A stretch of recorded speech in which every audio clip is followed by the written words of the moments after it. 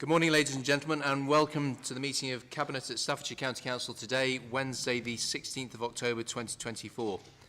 Agenda item number 1 is apologies for absence. Mr Bradbury, do we have any apologies for absence? Good morning, Leader. Just the one apology from Councillor Ian Parry. Agenda item 2, declarations of interest in accordance with Standing Order 16. Do we have any declarations of interest? For the record, nobody is indicating. Agenda item number 3, decision notice of the meeting held on the 18th of September 2024. Is it your wish that I sign that off as a correct record of the meeting? It is. That is agreed. Agenda item 4, Leaders' Update. Exactly 2 weeks today, the new Chancellor will set out the government's spending plans in her first budget. Local government leaders across the country will be watching this closely to understand the headline impact for many vital services we provide for our communities. As a well-run council, we have a balanced budget in Staffordshire over the next 4 years, but like other councils across the country, we face significant challenges in maintaining this and our future position. In recent years, the County Council has been dealing with numerous challenges that have stretched our resources thinly. One of the most challenging areas is children's services. We want every child in Staffordshire to have the opportunity to thrive, and we are doing everything we can with the resources that we have. The reality, though, is that government funding is not nearly enough to meet the increasingly complex needs of those that we see. The funding needed to support children with special educational needs and disabilities, for example, is one area which is unsustainable for all councils and will empty our reserves without urgent action by government. I'd like to thank a number of our Staffordshire MPs who have recently written to me to offer their support in pushing for these changes. In Staffordshire, we have seen a 55% increase in the number of children with an educational health and care plan over the past 4 years. And as a result, our dedicated schools grant deficit is now hit £30 million. This is expected to rise to between £150 to £300 million by 2028 to 2029 at current spending rates. I'd like to point out, however, that the reason why our budget is overspent is because we're doing the right thing by the children we look after. They come to us, they present with needs, we undertake the educational health and care plans, and we provide the resources and support that they need. We have done so consistently during our time in administration. We are working hard to give the children the support they need at the earliest point, proactively rolling out our enhanced access, plan, do, review model to provide more support in mainstream schools and settings. 400 teachers have already been trained, and the feedback from practitioners and families has been positive. But without national policy changes and proper funding, these efforts are unlikely to be enough. We need the Chancellor to provide adequate funding to meet the needs of our children, and I would implore those MPs that have written to me to be lobbying the Chancellor for that support. Another significant change is the maintenance of our local roads. This affects everyone in Staffordshire. Our ability to get to work or school, to connect with family and friends, and do the things we all enjoy. Last winter was one of the wettest on record, causing significant damage to our road network. We saw a 100% increase in the new deficits compared with the same period last year, mirroring a trend seen across the country. In response, we allocated an additional £8 million to speed up pothole repairs, taking our overall budget for highways to £80 million. You should observe how much other authorities are able to put into that, and because we're a well-run council, we are able to invest that sum.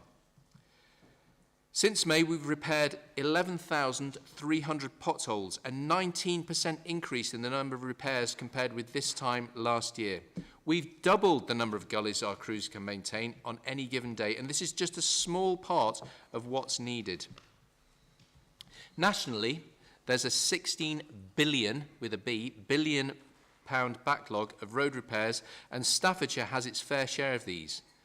The previous government pledged around £472 million for Staffordshire highways and transport investment between 2023 and 2032 by redirecting the funding from the cancellation of Phase 2 of HS2.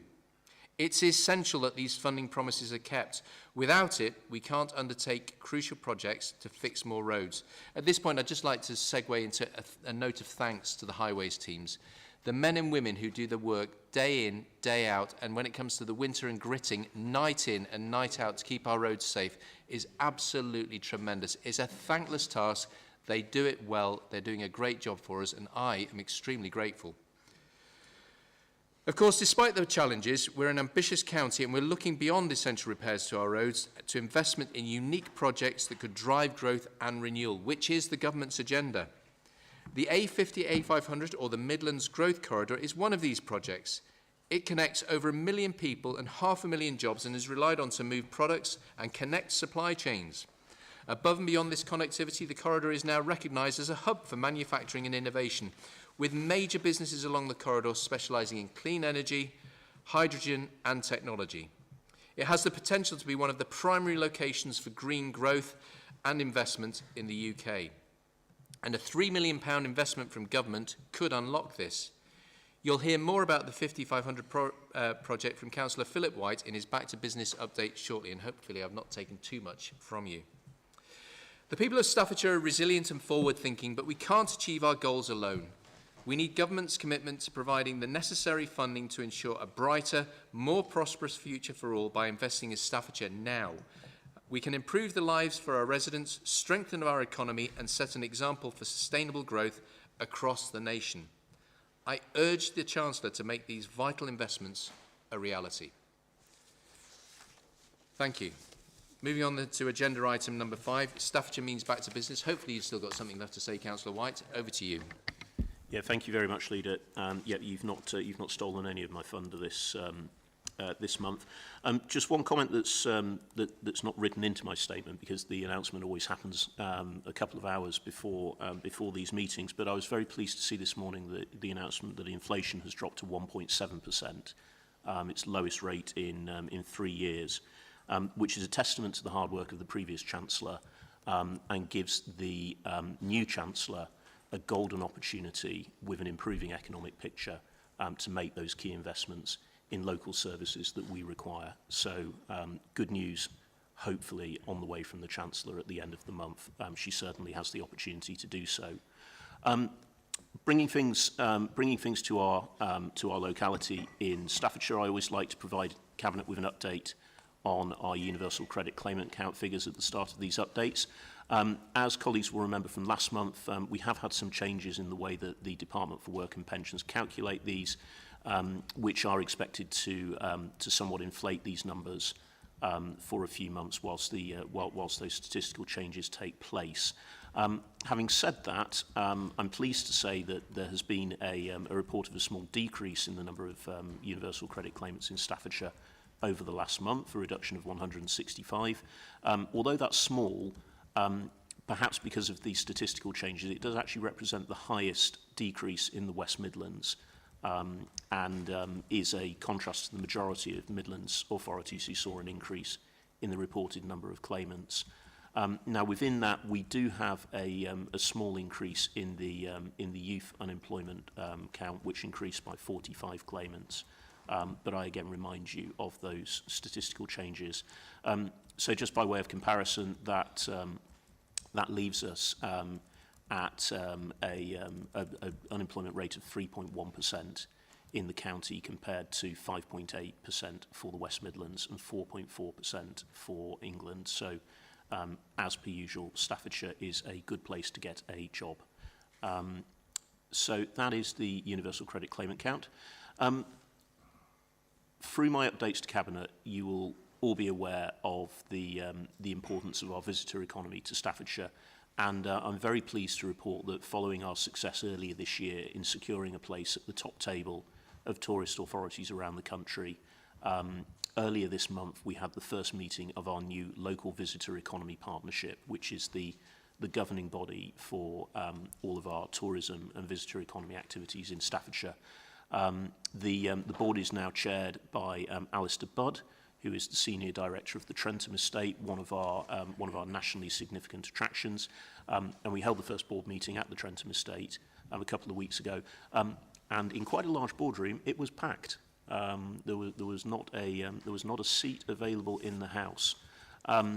Now, bearing in mind that amongst the people sat around that table as board members were representatives of world-class organisations like Alton Towers, World of Wedgwood.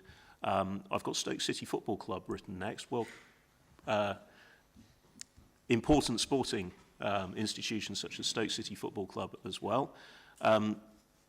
Really the great and the good of Staffordshire visitor economy attractions there in the room, representing our sector and working together. And this is enormously important for Staffordshire. It represents £2.3 billion of our economy and 24,000 people employed within the sector. Really important. And that visitor economy has a really important element of it, which is around hospitality, something along with Stoke City FC that I know is very close to Councillor DeVille's heart as a publican. And Councillor DeVille, you may have noticed that one of our leading pubs, the Flintlock at Cheddleton, has just been awarded 3 AA rosettes and placed in the top 10% of restaurants in the country. And in the south of the county, Tamworth Tap, yet again, has earned a national plaudit, winning the Best Pub for Beer award in the Great British Pub Awards. So the best pint anywhere in the country here in Staffordshire. And I'll just make a little shout out to the people who brew that beer as well in my part of the world, in Burton. So we both make it and serve it extremely well here in the county.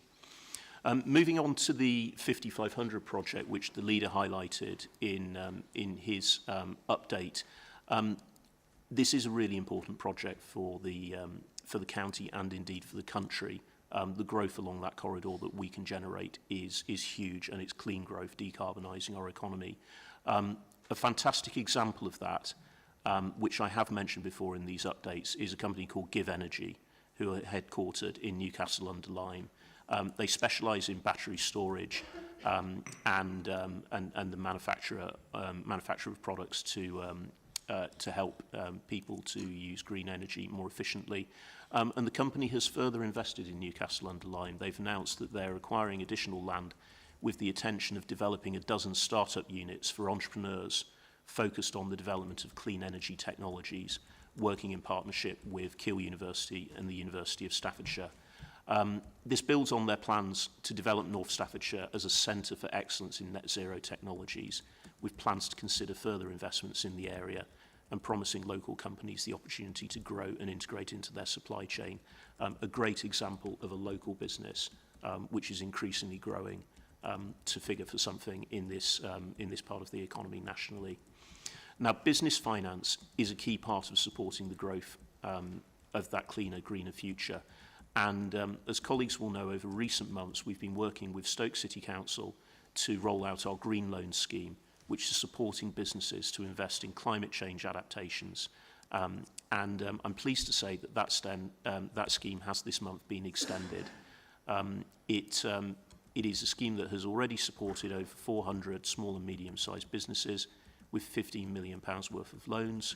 It will now run until March 2026 and offers loans ranging from £10,000 to £50,000 for businesses that want to invest in decarbonising their activities. Those are really significant sums of money there. It's more than most of these sort of funds offer. So I really do encourage businesses to get in touch, and we support them every step of the way in terms of developing and implementing proposals that they want to bring forward for funding. Finally this month, I'd just like to update colleagues on the progress of the West Midlands Interchange project, a nationally significant piece of infrastructure that we have received here in Staffordshire, as we are often asked to do, which will deliver around 8,500 jobs in South Staffordshire when it is complete. The early stages of the project are now well underway, and I'm pleased to report that alongside that, the interchange is starting to deliver the early stages of the employment programme that will lead ultimately to those 8,500 jobs. In recent weeks, they have delivered the equivalent of 162 weeks of apprenticeship training for young people, 19 weeks of other training opportunities, 14 weeks of work experience, and 250 hours of volunteering in the community. It's good to see them starting to make their presence felt in terms of benefits to Staffordshire people in that area, with more to come in the future. And that, Leader, is my update. Thank you very much. Excellent. Agenda item number 6, Climate Change and Planning Charter, brought to you by the Cabinet Member for Environment, Infrastructure and Climate Change, Councillor Tagg. Thank you, Leader. Really pleased to bring the Staffordshire Climate Emergency Planning Charter to Cabinet today. This sets out a framework for integrating environmental considerations into local planning decisions and is an initiative brought forward via Staffordshire Sustainability Board, which I chair on behalf of my position there on the County Council, but involves all of the districts and boroughs. And together, this new planning charter emphasises our joint commitment to reducing carbon emissions, enhancing sustainability and achieving net zero by 2050. The Charter recommends policies around sustainable construction, renewable energy, biodiversity enhancement and promoting active travel such as walking and cycling. It encouraged developers to incorporate energy-efficient measures, renewable technologies and green infrastructure into their projects.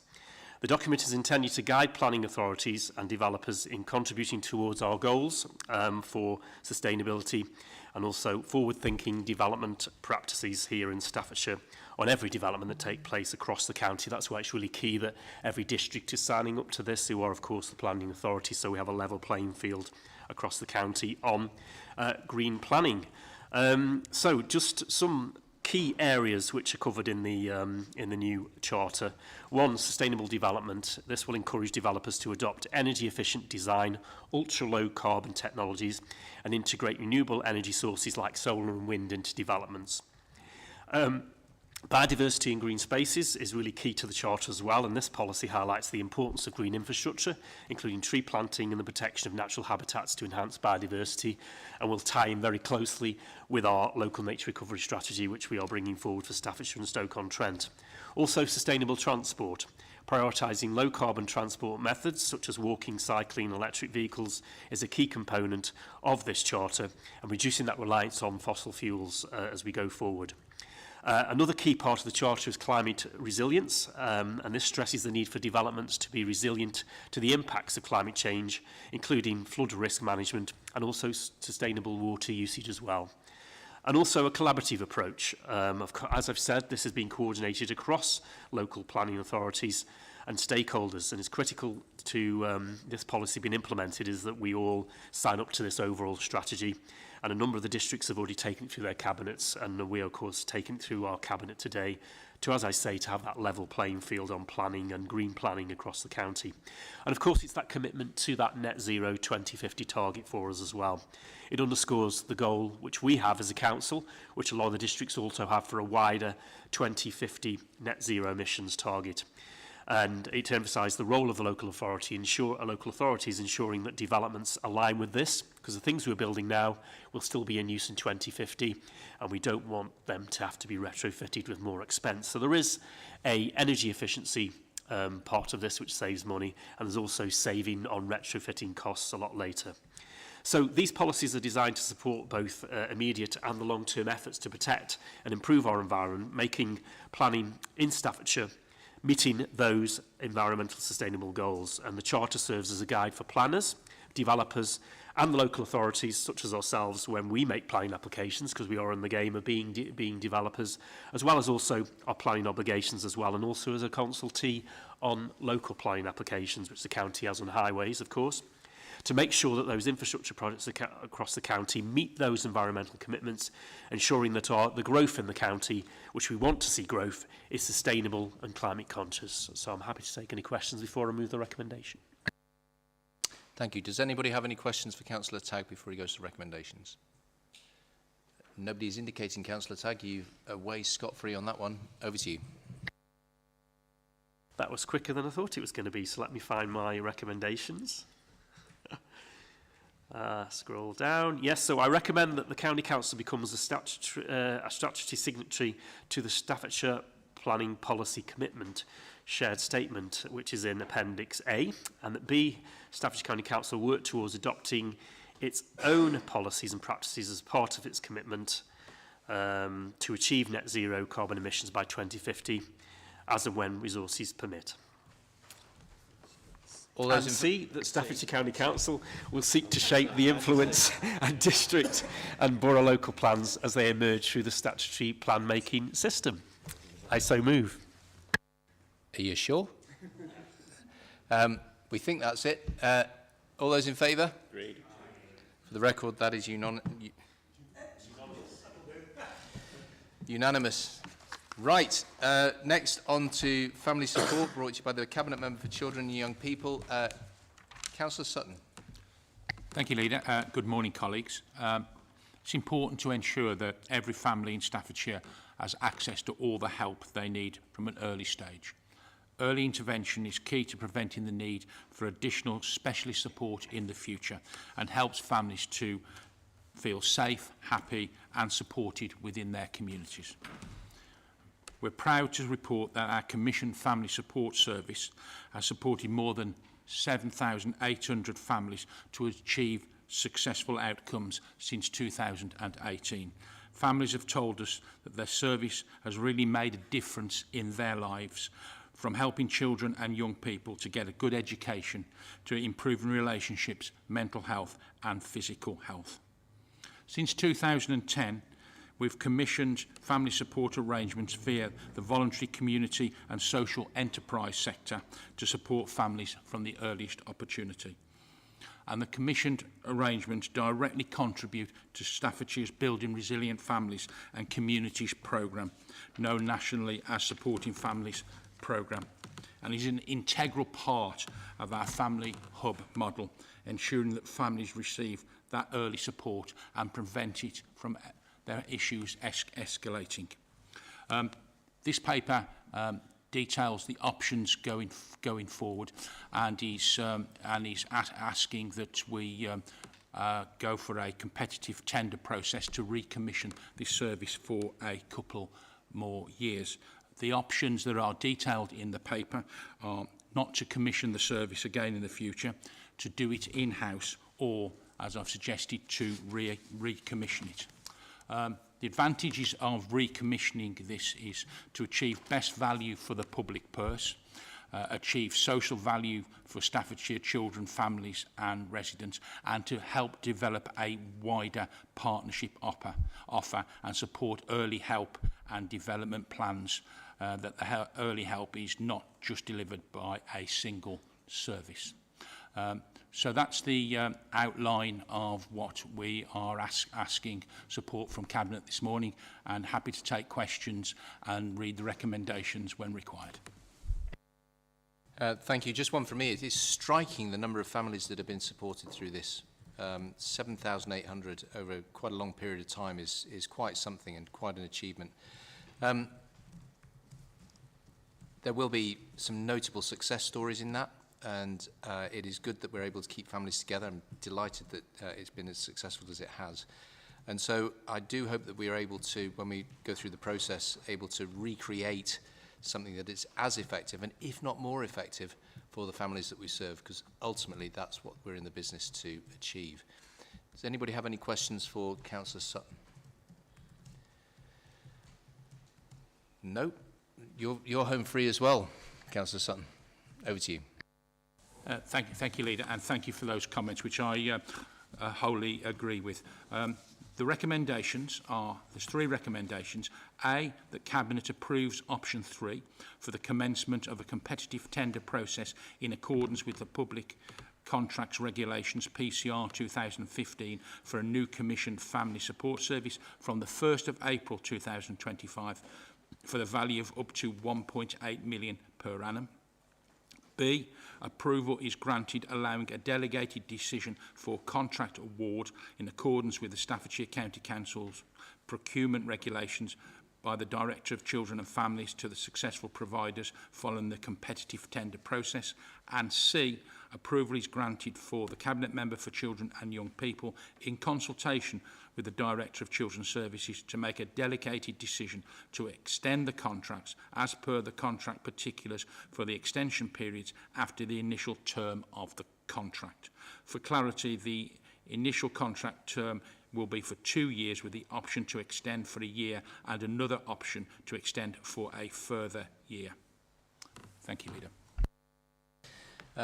Before I put it to the vote, I just wanted to highlight the amount of effort that goes into these things. The community impact assessment for this particular project is significant and clearly very, very well thought through. So I'm pleased that all this endeavour goes towards getting these recommendations to the Cabinet table and for decision.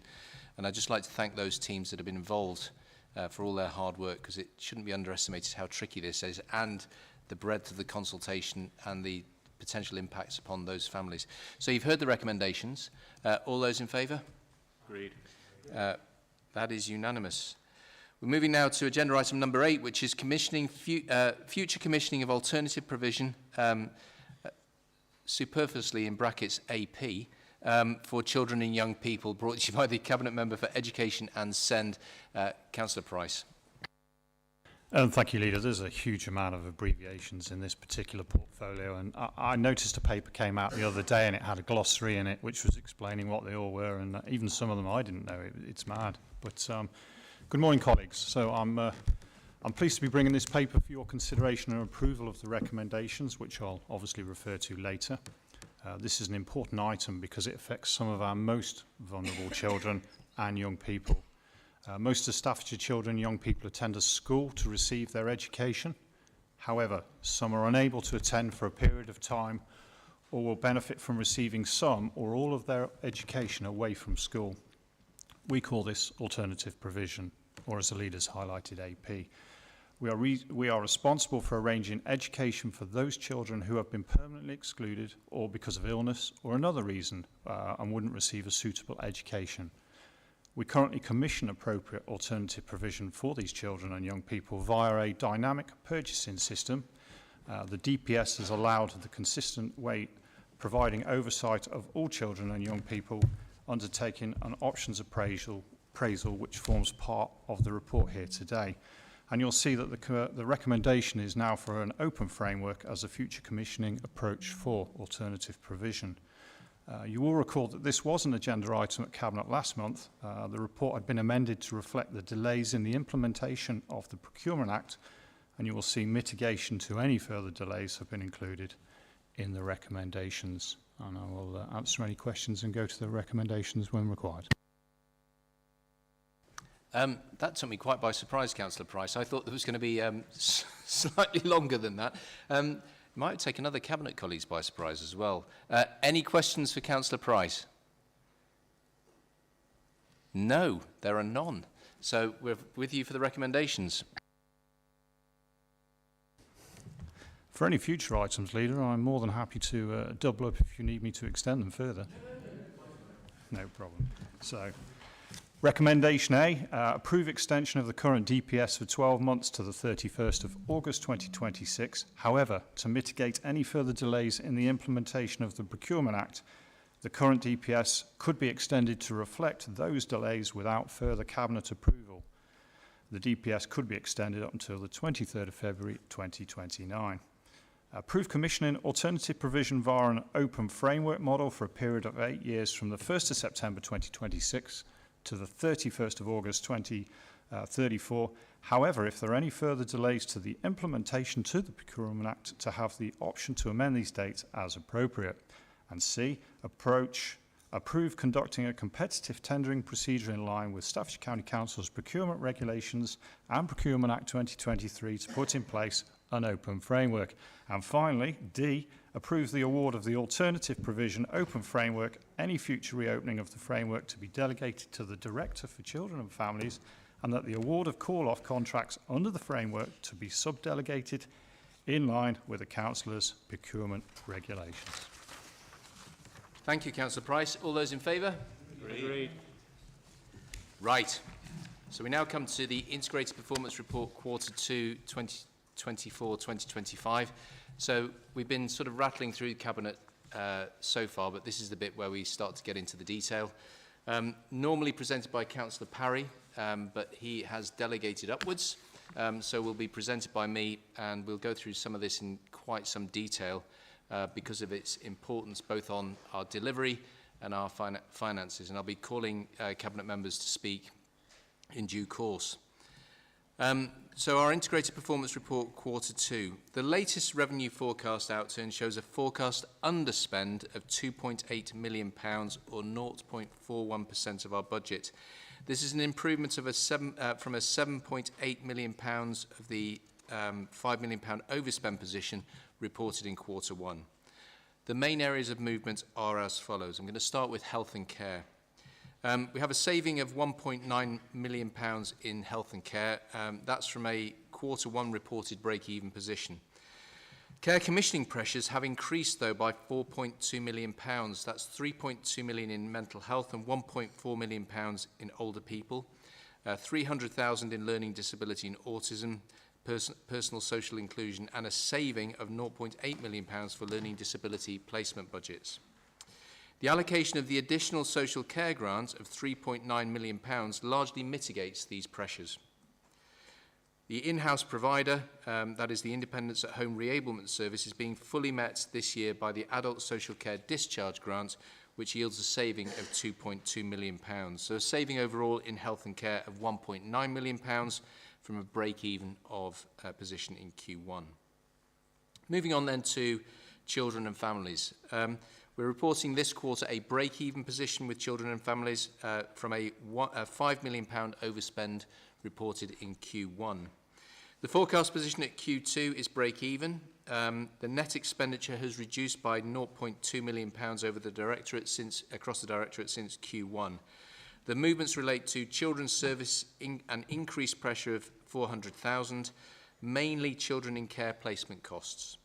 A saving in the education services of £200,000, mainly in SEND transport, which I know Councillor Price and his team are working hard on, and savings of £400,000 in partnerships and wellbeing.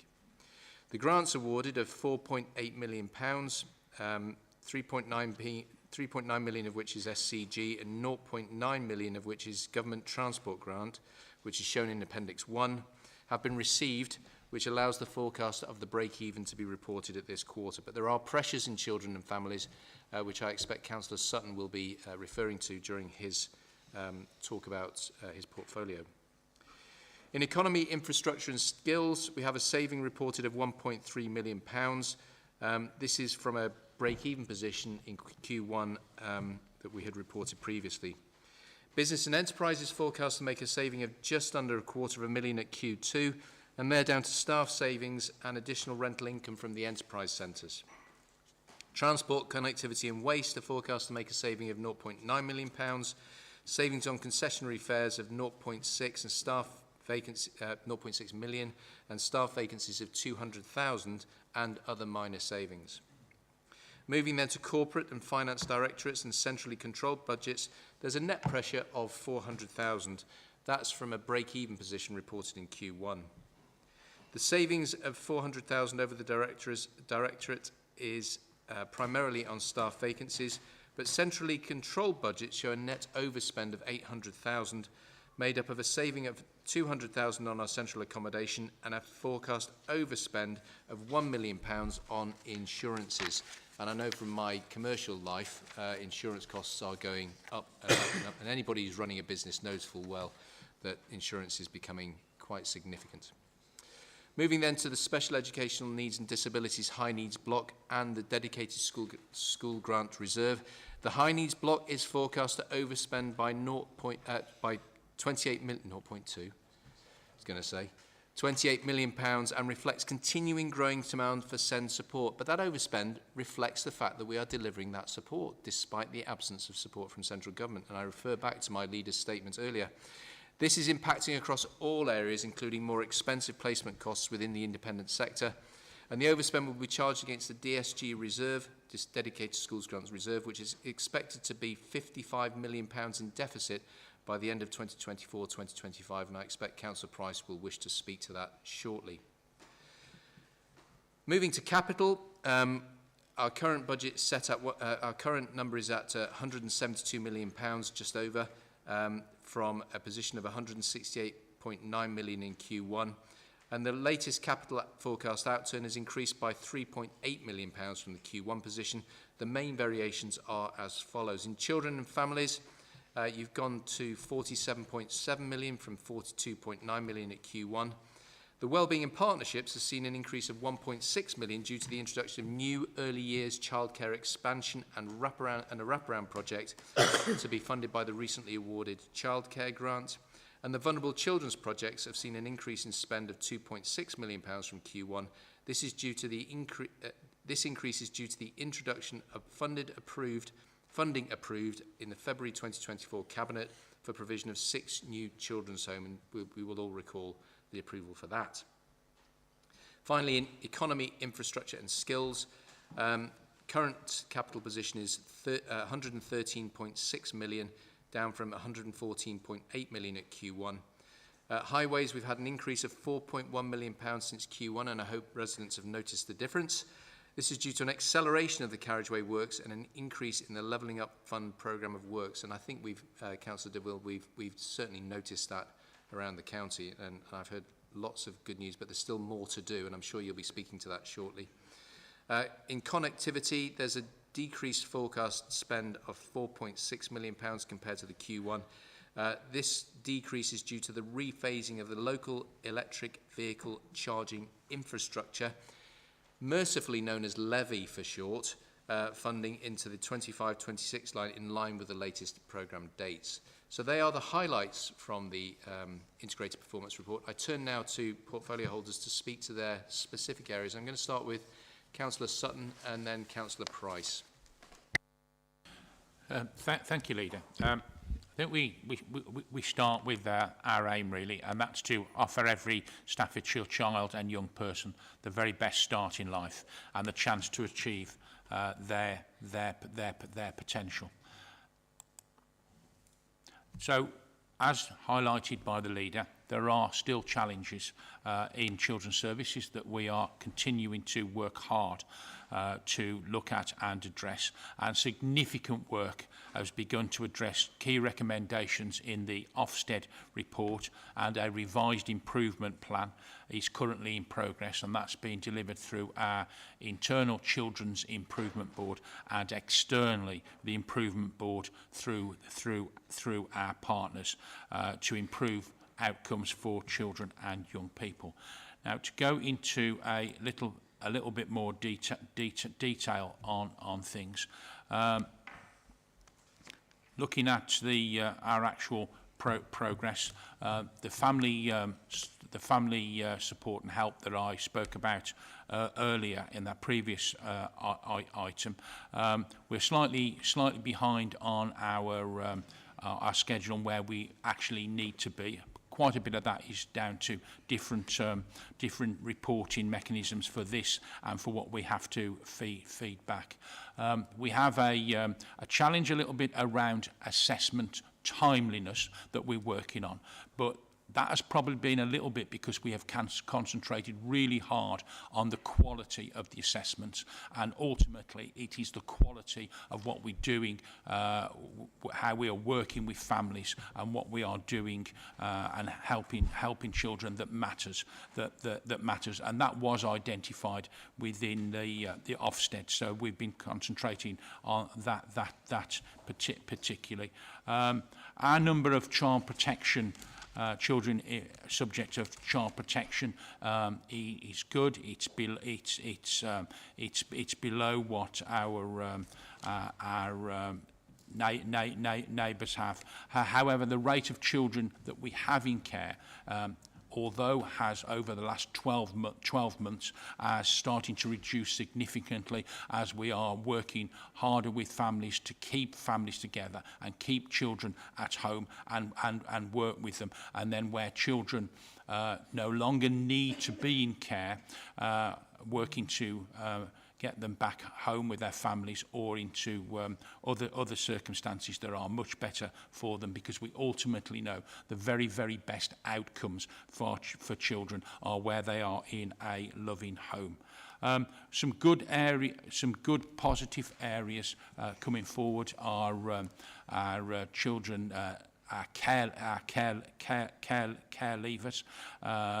The experience of those young people in training, education and employment is good going forward, particularly around our care leavers. So that's very much a positive. As the leader identified, the financial pressure is mainly around placements for children who particularly have some more difficult and complex needs. But we are working hard with our partners from health and providers within that market to ensure that we are able to offer the very, very best placement for those children. So other good things that are happening within the service are the work we're doing around the family hub network, which we have been able to deliver and expand without any external funding from government. The work that the teams do around ensuring there is sufficiency of childcare and wraparound within the market for the funded opportunities for working parents, and I've already mentioned the care leavers. So, colleagues, it is work in progress, but there is lots and lots of good quality work going on there, and things are going, in my view, certainly in the right direction. Thank you, Councillor Sutton. I'm delighted to see the work that's going on through the Children's Improvement Board. I've been really struck by how the partners have come together, and Bernie Brown, our new Director of Children's Services, pulling the teams together. So we're all pointing in the same direction. That direction is helping the children that we look after get the best start in life they can, given the circumstances they've been given. So more power to your elbow. Looking forward to continued improvement within children's services, and look forward to a further update at Q3. Councillor Price, we're going to move to you now on education and SEND. Thank you again, Leader. So as you know, because we continue to discuss this locally, as well as there being more concerns both regionally and nationally, our challenges with SEND are now well rehearsed, and I just wanted to thank you, our Leader, for highlighting that in your Leader's statement earlier this morning. The latest integrated performance report has summarised the following I, along with officers, have been sharing with you over the last few months. The issues, and they are issues and not risks, have not changed, and we have to recognise that the developments we're implementing are going to take time. You know that I have continued to emphasise this in the past. The actions we're taking are about the medium to long term, as they are about providing support and earlier and increasing that support within our mainstream school and to support children in those schools. However, the number of children requiring additional support continues to increase. I asked for an update of the number of children and young people with an educational healthcare plan before this meeting. That now sits at 8,253. That's an increase of 750 since the beginning of this year. Requests for assessments continues to be received, and in the last 12 months we've received nearly 2,200 requests for those assessments. And this of course continues to put pressure on our teams and our ability to meet statutory timelines. This, as you will see, is also placing pressure on the resources we have available to meet the needs of children and young people. I'm able to report the officers met recently with the Education and Skills Funding Agency to review the deficit management plan, and colleagues from the ESFA confirmed that the plan we had was a good plan and much better than most. They recognise that it only mitigates the overspend in the high needs block. I've also met with the MTFS working group to share the actions we're taking and the challenges that we face.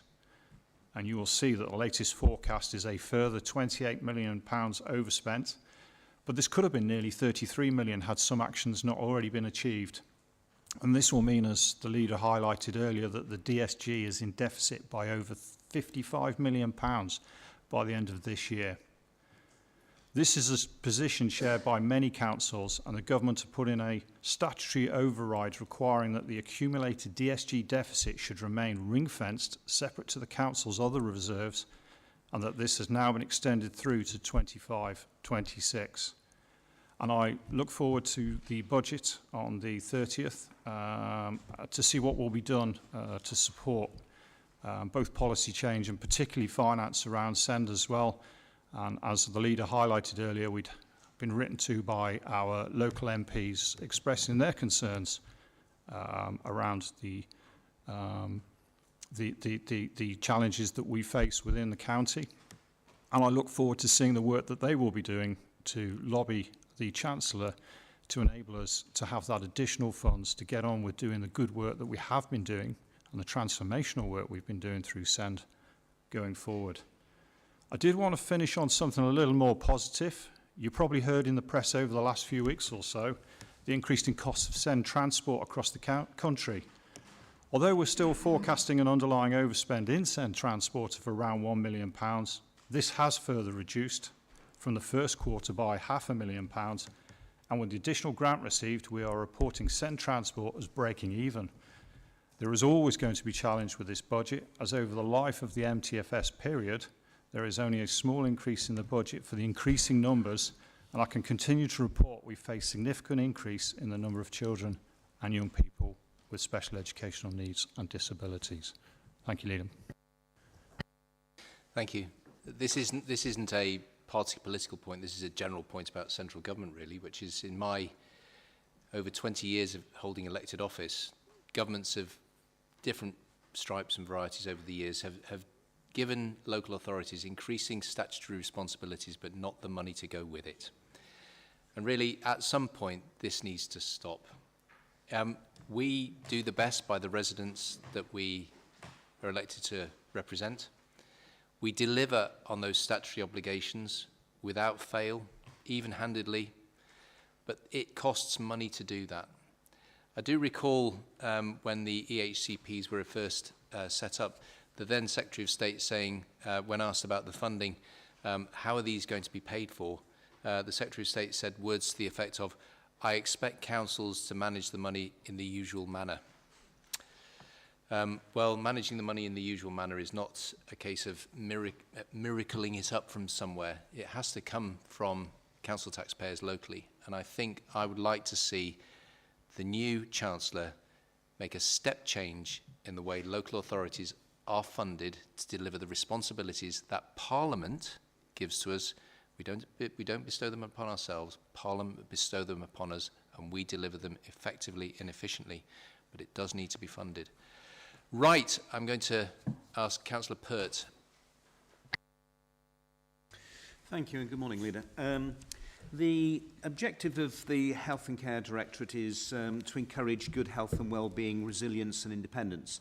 So it is noted that there's been some really good discussions around the council and councillors in terms of recognising that we are seeing an ageing population just due to the demographic nature of our population, but equally understanding what that impact is both in terms of budgets but also on workforce, and trying to encourage all parties and partners to work together to improve that independence of our Staffordshire residents. If I focus my comments in three areas, in part the money has been discussed so far, which is a budget saving of £1.9 million at the half year. But that probably underplays the fact this is on a budget of £237 million. So I'd like to personally thank all the people and teams and partners who have been involved in delivering what is a very good performance at the half year. And I'm also pleased to say that in terms of our plans our cost-saving plans, we're also on track with delivering those as well. So in broad terms, the financial elements, with the exception of needing to meet the demographic need that comes through the door and being very responsive to what comes through the door, we're in a good place. And as I say, I'd just like to thank teams for delivering that. The second area I just wanted to come on to was our preparedness for the CQC inspection. Cabinet colleagues will be aware that we've had the letter from the CQC indicating that they are due to come and inspect us at any stage over the next 6 months. And from a preparedness point of view, we've obviously submitted our self-assessment review, but this is a part of some ongoing work that has been in train for much of the last 12 to 18 months. And it does mean that we are in a good place, and I look forward to welcoming the CQC inspectors. Funny thing for me to say, given that I've just gone through an Ofsted inspection elsewhere, but I think that it would be good to demonstrate some of the unique work that Staffordshire County Council is doing in this area, and I look forward to feeding back the results of that in due course. It isn't, whilst we've submitted the self-assessment review, it isn't a static place though. We continue to bring in new innovation, whether it's in terms of improving our financial assessments or whether it's new ways of serving our communities and supporting our most vulnerable residents in the best way possible. So it most definitely is not a static place. And I think a good example of that is the drug and alcohol transformation work that we are doing at this moment in time, which has started by transferring the services to a new provider, but then looking at not just keeping them static, but we're moving facilities, we're moving premises, but also we're looking at bringing in new ways of working so that we can support those people who have drug and alcohol dependencies. The area in terms of performance, because performance is generally on track, the area of performance that is in the red is the deprivation of liberties, and this comes from a position where we were a long way back against the target, and we continue to make good progress against that target. Over the last month, I've gone and visited a number of our in-house services, which includes Hawthorne House, Douglas Road, Stafford Day operations, and the Horn and Glow bungalows in Burton. And I would say that it's been a real pleasure to go and meet a number of our staff and just see the commitment that they put into what they bring to work, as well as seeing the quality of facilities that we have. And we continue to have a capital programme that looks to invest in our facilities, and I'm really pleased to see that firsthand. I was also recently at the Care Managers Quality Network, which works with some of our providers to deliberately give them some of the tools to allow them to improve the quality of service that they deliver for some of our most vulnerable residents. And the particular focus on equity and equality, diversity and inclusion at that session, I think represents some of the changes that are happening within our demographic within Staffordshire. Thank you. Thank you, Councillor Pert. Councillor Tagg. Thank you, Leader. We're still progressing well on our climate change and net zero ambitions. As we just talked about earlier, we just agreed the Charter. We've also agreed during the period of this report, the climate change adaptation strategy as well. We've also launched the Climate Change Action Fund for its fifth year, which has had good take-up from our communities for funds for climate adaptations and other things for help to be sustainable in our communities. And I think it's really key that we also look at what we can do to help get to zero waste as well. So the second phase of the Climate Change Action Fund, which is open now until December, is on that key subject of zero waste and a circular economy, and also some energy efficiency measures as well. I think the reason for the amber is we are, of course, progressing our EV strategy, our electric vehicle strategy. We're doing that in partnership with other authorities across the Midlands via Midlands Connect, and there is a delay there in that, which will take us to March next year. So that is the amber, particularly in that area. But I can assure Cabinet members that we are progressing well on our plans, and we'll be bringing our updated climate change plan to Cabinet later in the year, which will show significant progress again this year on our route to our 2050 net zero target. On waste management, again a good picture. We took through circular economy, paper, zero waste at our last Cabinet meeting.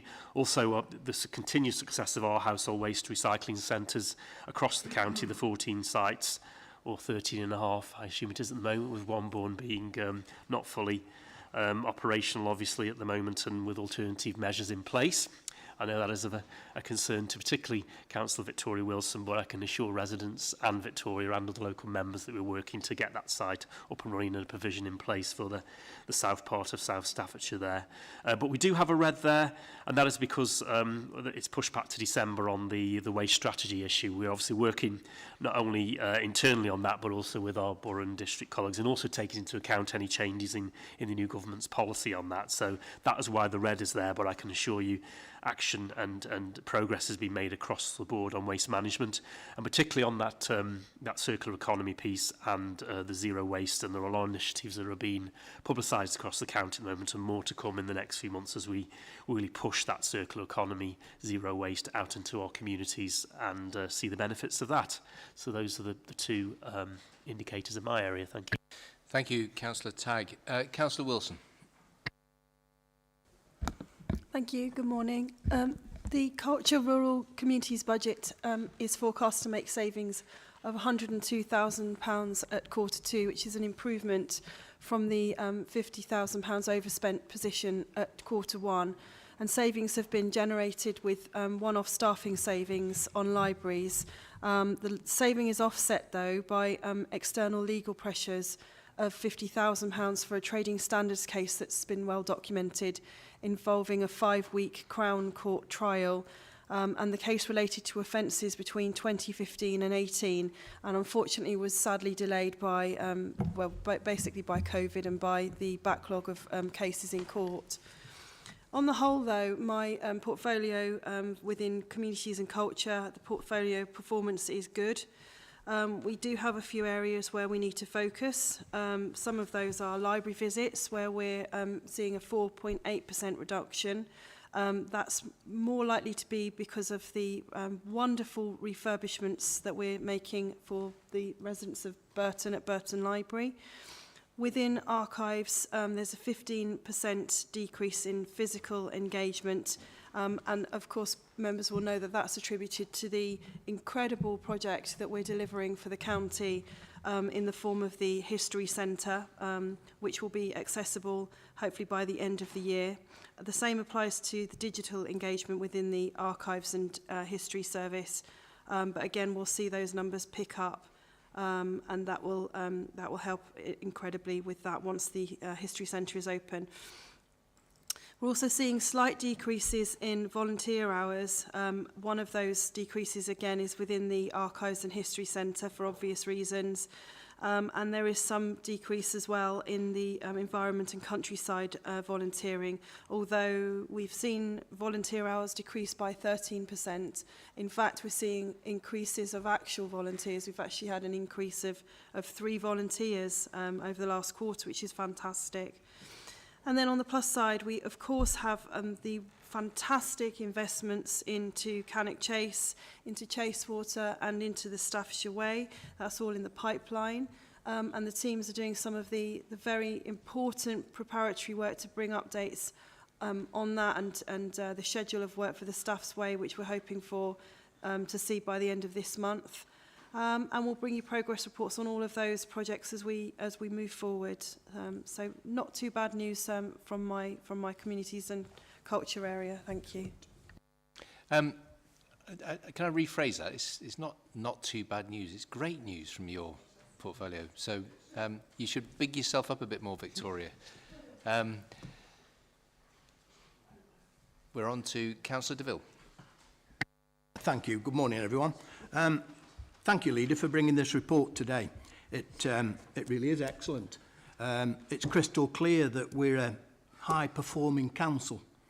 We're a council who deliver. We deliver efficiently, and we deliver in an effective manner. And I think more importantly, Leader, you know, the reports from my fellow cabinet members today show clearly that we totally concentrate on things that really matter to people. And our highways matter to people, don't they? We've all driven here today. We all use our highways to take families and friends to hospital visits, children and grandchildren to school. So we all use our highways. And because we're a well-run council, we've been able to put the extra investment in that you were speaking of earlier, Leader. And the additional investment has been spent very well. I'll just give you just a couple of yardsticks. For instance, since the start of the year, we've repaired over 23,000 potholes and defects. That's over 20% increase on last year. So the surface that we're driving on is better and is safer. Equally, some may say, even more importantly, is the area of drainage of our highways and footways. Because with the recent heavy rains that we have, I think the concentration on our drainage systems is even more important. So if I could again, Leader, just give you a snapshot that in September we cleared over 8,000 gullies. Now, comparing that with last year, September of last year, we cleared 4,000. So that's a 100% increase. And I'm sure that everyone can clearly see that that sort of work, numbers mean nothing. What means everything to our residents is that we are improving the state of our roads and we are improving the drainage systems across the county. So alongside our focus plan to fix more roads, our capital programme is also showing excellent performance. And year to date, we've completed 11 schemes. We've got 6 capital schemes currently in progress, and 3 capital schemes are due to be completed by the end of the year. And only last week, colleagues, I was looking at the completed project. I'm delighted to see that the project's completed. All the cones have disappeared on Jail Square, which is a massively important gateway into our county town. The work that we've done in Jail Square not only enhances the road surface, it also enhances the footways around Jail Square and the drainage systems. And interestingly, the work that we've done on the surface there enhances the longevity of that particular road by 25 to 30 years. So we're also getting really good value from the money that we've spent. You mentioned earlier, Leader, our highways officers. I'd like to enhance your thanks and add to your thanks to the teams. They're highly committed, they're dedicated to the work. Their response to the recent awful flooding situation right across the county was magnificent. It was quick, it was professional, and our residents saw a massive difference from the work that they did. The same officers are just about to enter into our winter maintenance programme. So you're right, Leader, our officers will be out all hours of the day, round the clock, gritting our roads, shifting snow where necessary, and doing a massive and brilliant job to keep our roads safe and also enhancing the safety of our local residents. The maintenance and work on our highways, I often liken it to painting the 4th rail bridge. Well, basically, colleagues, we'll be continuing to apply more paint and we'll be looking at applying that paint in a more efficient manner. So our residents can see a difference. I think there is a difference on our roads across Staffordshire. But of course, colleagues, there's much, much more to do. Thank you. And then finally, Councillor White. Thank you very much, Leader. I'll keep my update brief, as it's effectively double bubble for me with my economic update a little bit earlier on. So just a couple of the key performance measures within the economy and skills portfolio. So we discussed this month's claimant count earlier on, but our trend claimant count, which we monitor over a 6-monthly period, shows that we are 1.3% below the England rates in Staffordshire in terms of universal credit claimants, so massively below the national average on a 6-monthly basis. And if you look back at the records, that extends back over a number of years.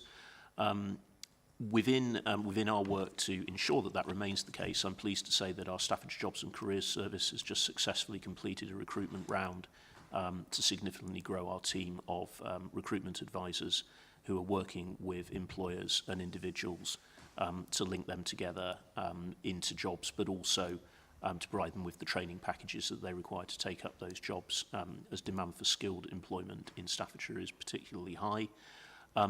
Within that, we have a target of Staffordshire Jobs and Careers supporting 400 additional apprenticeship opportunities being generated within the county by March 2025. I'm pleased to say that for the last monthly figures that we have data on, which is June, we generated 75 new apprenticeship starts during that month alone, so we're well on target for that 400 across the financial year. Couple of notes of slight concern. So we have a target of 4.2% or below of our 16 and 17-year-olds not being in education, employment or training. So that's making sure that we have all of our young people in one of those occupations if possible. We're currently at 4.3% of that, so we're slightly behind our target there. That reflects a national picture where there are a good number of young people who aren't finding themselves in a gainful activity of some sort when they leave school. Just to give some contrast, the rate for England is 5.8% of those young people, but that's something that is particularly important to us, and we're working at a pace with our colleagues, particularly in the schools and college sectors, to address that. One other area which is an amber on the report is around our regeneration programme, and that is because of our highly ambitious 5500 programme, which we've spoken about a couple of times today, which requires funding from government to allow us to continue to develop that. So it's an amber because of finances. So we very much hope the Chancellor will deliver some good news on that. And I think I'll leave it there. Thank you. Thank you, and thank you to Cabinet members for their efforts with their teams to ensure that the Council remains well run. We are a well run Council. The Chief Executive and I spend quite a bit of time meeting other leaders and Chief Executives of other councils, and it's notable that our financial position is better than others. But the way we present this report highlights the fact that we as an authority are far from complacent about the situation that we face. There are ongoing pressures and challenges all across the portfolios, from children in SEND through to highways, and we continue to work hard to identify ways to deliver services more efficiently. There are savings targets included in this year's medium-term financial strategy, and the Section 151 officer would look at me and say, don't forget to mention the savings. Of course, we still have to deliver those as part of this year's MTFS, and we have to deliver an ongoing programme of efficiency and delivery over the next 12 to 18 months. So, ladies and gentlemen, thank you for your support. Thank you for your efforts on behalf of the people of Staffordshire. But let's keep going, let's keep clear-eyed about it, and let's continue to deliver. We move on then to agenda item number 10, which is Nexus Trading Services Limited Governance and Annual Report. Now, again, this should have been brought to you by the Cabinet Member for Finance and Resources, Councillor Parry, but it's brought to you by me instead. So, as I've said of others, testing to destruction the theory that you can't get too much of a good thing. Here I go again. Don't look at me like that, Councillor Wilson. Right, so as far as the Nexus Trading company is concerned, Nexus Care has played a key role over the last few years in sustaining care services when private companies have been unable to provide. We've reviewed the governance to ensure that the Council has appropriate oversight of the work of Nexus Care, and this has included the development of a shareholder agreement setting and updating the Articles of Association which are before us today for approval. The shareholder agreement includes the position of shareholder representatives within the Council to oversee the company operations on a day-to-day basis, and the proposal is to appoint the Director of Health and Care to that role. We've also made changes to the directors to ensure there are no conflicts of interest, and I would like to thank the outgoing directors for their contribution to the successful running of the company, and we'll be appointing new directors next month. The Nexus Care business plan and annual report are included for noting. Cabinet will receive a report annually in the autumn, as well as interim financial reports annually and in the spring of each year. So they're the proposals for the changes to the Nexus Care trading company. Does anybody have any questions or reservations? I particularly want to thank Councillor DeVille at this point for his input as Director of Nexus Care. Thank you for your service there.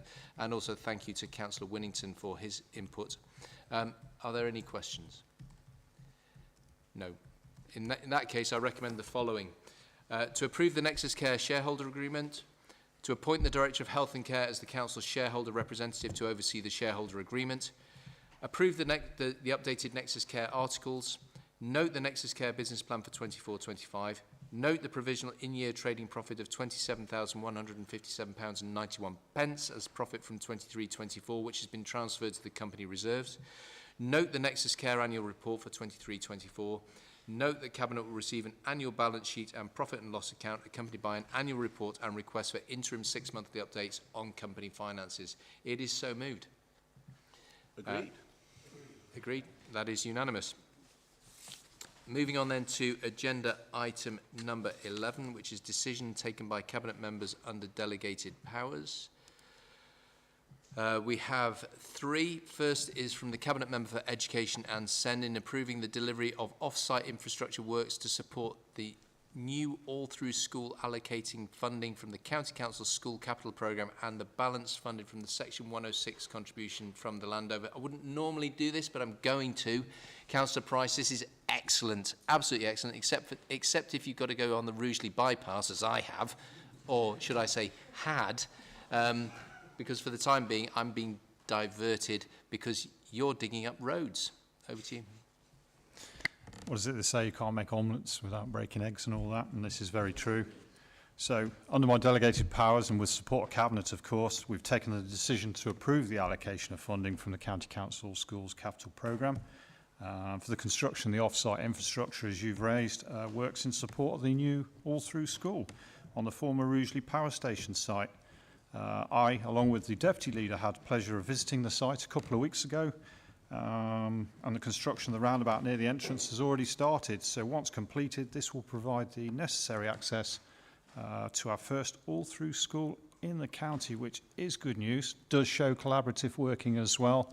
Just wanted to thank Cabinet, the Leader, and particularly the Chief Exec as well, and officers who enabled us to nudge this particular project over the line so that the DFE and others could get on with building the school themselves. So thank you. Great news story, and I am looking forward to visiting the school once it's completed and ready for next year. It's been a long journey, Councillor Price. We've been talking about this for years, and I'm absolutely delighted to have my journey interrupted by a new roundabout. Even more delighted when the roundabout's completed. The Cabinet Member for Children and Young People in approving the delegated authority for officers to implement the funding as defined by the DFE for expanded entitlements for childcare. And then finally from the Cabinet Member for Education and Send, you know how he said he's got lots of acronyms? Well, he really, really has, because in approving the new policy for the payment of a free school meals equivalent provision, known as EFP in the business, grant, for certain children who receive, you ready for it, education otherwise than at school, known as an EOTUS, I guess. Gosh. Yes? I'm looking at the director and she's nodding at me furiously, so I think I've pronounced that correctly. And they are the delegated decisions. I move then to the forward plan of key decisions. Right, here we go. In November, all in public, recommissioning of contract arrangements for children's community support, including dom care by the Cabinet Member for Children and Young People, Councillor Sutton. Half-yearly Treasury Management Report for the period ended 30th of September 2024, brought to you by the Cabinet Member for Finance and Resources, Councillor Parry. Climate Change Action Plan Annual Update and Climate Change Annual Report, goodness, that's a mouthful, brought to you by the Cabinet Member for Environment, Infrastructure and Climate Change, Councillor Tagg. In private in November, Nexus Care, Nexus Trading Services Limited, appointment of directors, brought to you by myself.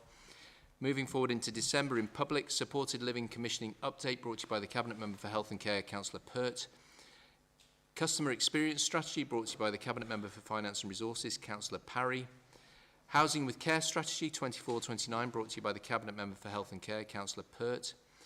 Medium-term Financial Strategy 25-30, brought to you by myself and the Cabinet Member for Finance and Resources, Councillor Parry. Moving forward into January in public, Commissioning of care home placements brought to you by the Cabinet Member for Health and Care, Councillor Pert. The Staffordshire and Stoke-on-Trent Joint Economic Strategy brought to you by the Deputy Leader of the Council and Cabinet Member for Economy and Skills, Councillor White. In private in January, supporting families post-March 2025, Cabinet Member for Children and Young People, Councillor Sutton. Again in private unregulated placements update brought to you by the Cabinet Member for Children and Young People, Councillor Sutton. Moving forward into February, the Integrated Performance Report, Quarter 3 in public, 24-25, brought to you by myself. The Capital Programme for Schools, 25-26, brought to you by the Cabinet Member for Education and SEND, Councillor Price. In private in February, the contract award of Local Authority Social Care Case Management System, it's a joint one brought to you by the Cabinet Member for Children and Young People, Councillor Sutton, and Cabinet Member for Health and Care, Councillor Burt. That's a big thing, that is. That really is a big thing. And then in public, in March, the Traffic and Network Management Plan brought to you by the Cabinet Member for Strategic Highways, Councillor Deville. And that is the forward plan. Agenda item 13, exclusion of the public, that the public be excluded from the meeting for the following items of business which involve the likely disclosure of exempt information as defined in the paragraphs of Part 1 of Schedule 12A as amended of the Local Government Act 1972 indicated below.